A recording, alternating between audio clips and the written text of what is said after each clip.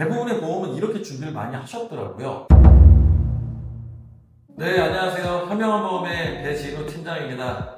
지난 시간에는 저희가 보장 준비를 어떤 것을 해야 되는지, 그리고 우리나라 건강보험 제도와 관련해 같이 말씀을 드렸었는데요. 오늘은 이제 보험을 준비할 때 이 상품이 좋다, 저 상품이 좋다 이전에 반드시 알아야 할 보장 준비의 기준에 대해서 다시 한번 말씀드리려고 합니다. 보험 상담을 하다 보면요, 보험은 정말 많은데 막상 병원비가 부담되거나 위험한 순간에 도움이 안 되는 경우들이 정말 많이 보게 됩니다. 그래서 오늘은 보험을 어떻게 준비해야 되는지, 어떤 수술을 점검을 해야 되는지 아주 쉽게 정리해 드리겠습니다. 보험을 제대로 준비 못 하시는 가장 큰 이유가 여러 가지가 있는데요. 대부분의 보험은 이렇게 준비를 많이 하셨더라고요. 아시는 분, 지인이 권해서 할인이 된다고 해서, 사망보험이 굉장히 커 보여서 세액공제가 된다고 해서 여러 가지가 이유가 있겠죠. 근데 보험은 좋고 나쁨의 문제가 아니라 구조의 문제입니다. 그래서 오늘은 이 보험이 좋다, 이 상품을 준비하셔라가 아니라 이 기준에 맞는가, 내 상황에 맞는가를 중심으로 한 번 더 살펴보셔야 됩니다. 보험에서 가장 먼저 준비해야 할 것은 바로 사망이 아니고요, 치료비입니다.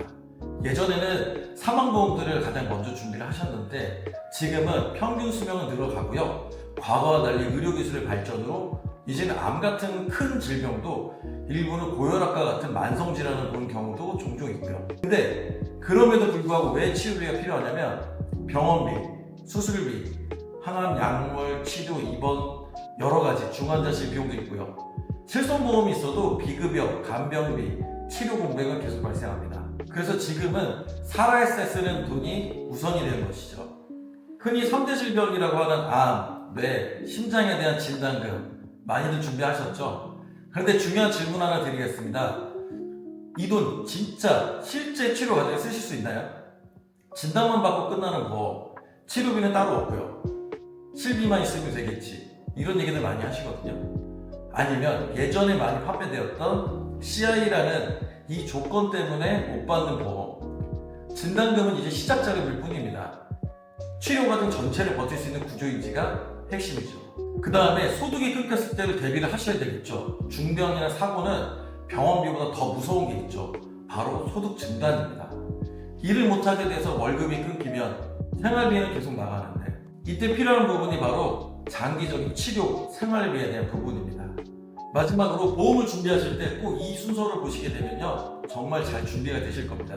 첫 번째로 치료비가 정말 충분한지, 진단 후 실제로 쓸 수 있는 구조인지, 세 번째, 소득이 끊겨도 버틸 수가 있는지입니다. 이 기준 없이 보험료만 보고 상품 이름만 보고 아시는 분을 믿고 이렇게 가입을 하시게 되면 정작 필요할 때 정말 무용지물이 될 수 있습니다. 혹시 지금 가지고 계신 보험이 이 기준에 맞는지 궁금하시다면 점검만이라도 꼭 받아보시길 권해드리겠습니다. 이상 현명한보험의 배진우 팀장이었습니다. 본 광고는 광고심의 기준을 준수하였으며 유효기간은 심의일로부터 1년입니다.